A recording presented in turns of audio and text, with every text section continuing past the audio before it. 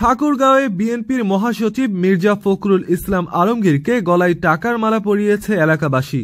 জামালপুর ইউনিয়নে শিবগঞ্জ সিনিয়র দাখিল মাদ্রাসার মাঠে নির্বাচনী জনসভায় রোববার এ ঘটনা ঘটে। মির্জা ফখরুল ঠাকুরগাঁও ১ আসনে ধানের শীষের প্রার্থী।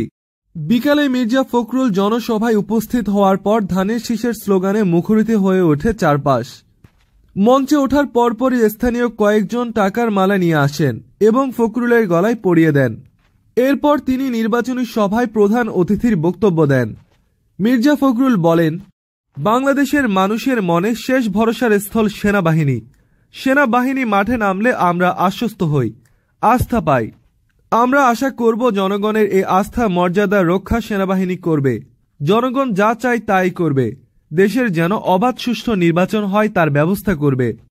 এদিকে মির্জা ফখরুলকে টাকার মালা দেওয়ার বিষয়ে জিজ্ঞাসা করলে জামালপুর ইউনিয়ন বিএনপির সহসাধারণ সম্পাদক মোহাম্মদ নিজামুদ্দিন বলেন, মানুষের প্রতি মানুষের ভালোবাসার বিভিন্নভাবে প্রকাশ হয়, এটি ভালোবাসার প্রকাশ। তিনি জানান, ৩টি মালায় মোট ৩৫,০০০ টাকা ছিল। একটি মালা দিয়েছে স্থানীয় মহিলা দলের পক্ষ থেকে, অপর দুটি মালা দিয়েছেন এলাকাবাসী।